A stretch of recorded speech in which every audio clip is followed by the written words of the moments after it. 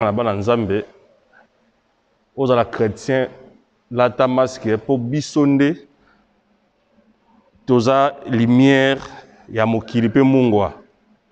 Au début épidémie oyo, il y a eu certains prédicateurs oyo ba mibeng ba prophètes ba bandaki ko bwaka discrédit ko pesa ko bimisa ba théorie de complot contre maladie oyo. Misu ba bilobi kizali lié na 5G, yangonde ko mema marque de la bête. Ils sont allés trop loin, mais curieusement les se rendent compte na Europe mobimba 5G a rejeté. Mais ba prophète wana kutu ba exception ki ndenge boza boye na pendant ki boza na ndaku bazo kundango butu po ba imposer bino marque de la bête à la main et au front. Peuple de Dieu ezali anti-biblique, marque de la bête na saki be mission sur cela na kozonga susu na ngote. Marque de la bête, ça n'a rien à voir avec makambu ya ba piste na maboko parce que piste na maboko ils ont une marque de la bête. À la lumière des saintes écritures, marque de la bête, ce que Dieu a condamné pour l'enfer. Ils allaient cacher où il y a Satan, c'est-à-dire c'est les sceaux. Il y a Satan. Ils appellent au moins spirituel, c'est le contraire du sceau de Dieu au Saint-Esprit. Moi, votre frère Barli, Nazali, Nassau, j'ai été scellé pour le voyage. Il y a enlèvement et pour la vie éternelle, pour la jour de la rédemption. Alors, Moutou a la marque de la bête, a scellé pour l'enfer. Alors, la marque est spirituelle. N'est-ce pas marque de Dieu, le baptême du Saint-Esprit dans l'âme. Ils sont spirituels. Marque de Satan, ou une marque de la bête, ils sont spirituels.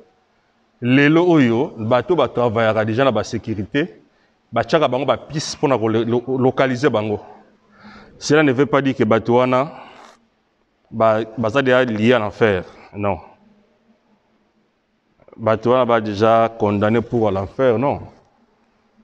Donc na kosenga na bino bande kona biso yo bo boakaki ba mauvais enseignement bo troubla qui peuple au début. Au bout de la base, même à l'État, vous encourage à un pardon et à corriger parce que marque de la bête, Moutou a une erreur à cause de marque de Dieu. Dieu ne s'est scellé à la erreur. Avant de faire ça, tu dois être. Il faut attendre la foi na yo mon erreur zate. Moutou doit croire parce que Paul a le dit notre enseignement n'est pas bâti sur l'erreur.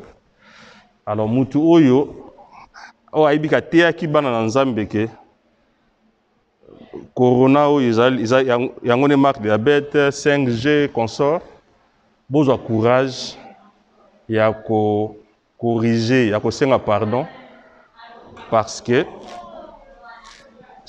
Moutou, Bible baki qu'il n'y a pas beaucoup au bazar pour l'enseignement parce que bon sévèrement jugé. Erreur et memarabatou, erreur d'enseignement et memaka musika. Plusieurs fausses doctrines et banda qui n'erreur et puis tu vas persister comme une doctrine ti Satan va lien à la fin. Alors tosengi na bana nzambe. Il n'y a pas une sœur à moi, une amie, une sœur dans le Seigneur, a outil ko sala domoro kitoko. Moi n'attends qu'on parce que après singa autorisation et puis c'est une femme mariée, je dois la respecter. A outil ko sala don parce que ba église na gisha sezo banda le 15 je crois, le 15 août. Donc yé a tindimbongo pour na ba sœur na ba nzambe na gisha ça. Bato a pesi tailleur morumbongo atonga 300 masques do ba geste ya malamu o yango wana biso pe Barli TV si Dieu le veut to ko sala yango pe to ko senga na ndeko nyonso oyo azana moyen ba masque lavable wana c'est très important parce que biso na poto on était masque ba pesi ngango fele chaque jour ba pesi so fele mais na ba pays o eza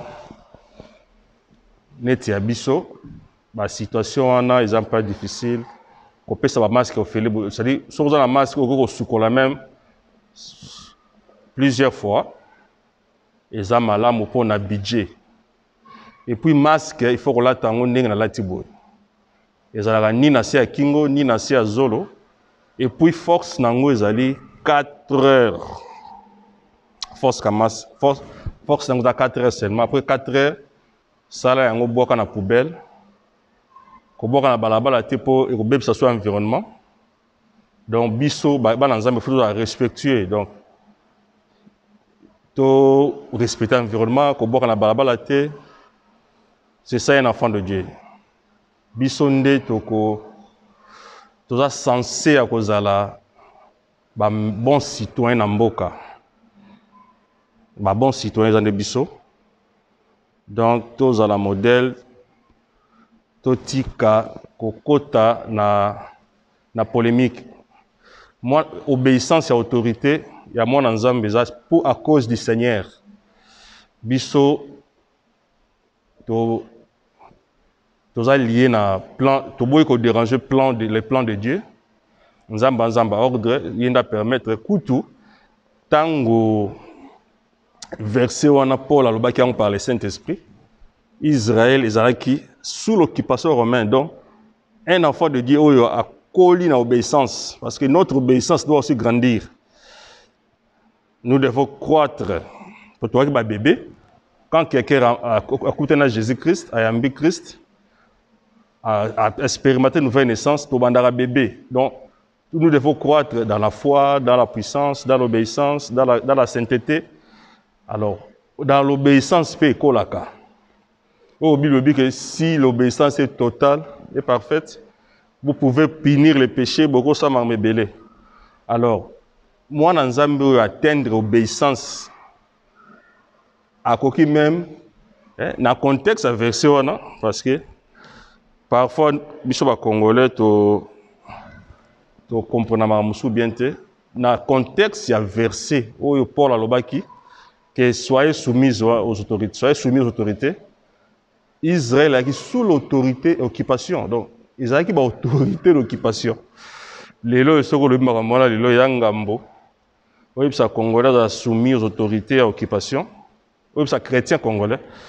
Azala soumis à l'autorité à l'occupation, il y a un problème, mais nous demandons aux enfants de Dieu, tous à scandale, notre Dieu a un plan, il y a du salut pour l'humanité. Nous devons respecter ce plan-là. Même si,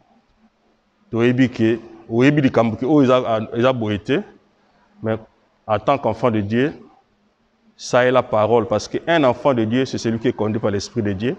Et puis l'Esprit de Dieu te conduira toujours à la parole de Dieu. La parole de Dieu, entre autres, respecter les autorités. Ils sont soumis, futa pakos, tika mobulu, sobabi, confinement. Na FCM notre bosso que moi en Zambie, ça différent na moi na puissant mon kilo. Parce que moi na puissant mon kilo ceux qui papa n'a pas pouvoir à bafouer mes bé commun. Biso papa na biso le tout puissant mais azo bakina ta masque alors que naza na ngana ba promesse kutoyo couronné rozwanga ité. Alors par là, parce que la Bible dit la contagion qui frappe et cause habits noté. Alors par là, nous avons connu des chrétiens ou des koufis. Nous dirons seulement que nous avons temps na bango. Ce qui est souveraineté en Zambie, ce n'est pas un problème. Mais par rapport à la promesse que nous avons fait, moi, en Zambie, je ne même pas comme papa n'a pas ordre, et puis la Bible n'est tenté par le Seigneur, ton Dieu, donc ceux qui ont masque, dans un endroit fermé, tu as masque, pour qui mis ordre dans mboka, ne sont pas scandale, na Batou. Donc, c'est votre frère Barley. C'était une petite exhortation. Ce que vous avez en bongo, ce que vous avez la capacité de tonga masque pour la bande de Coco Salango. Que Dieu vous bénisse. C'est votre frère Barley. Tout le monde à la prochaine.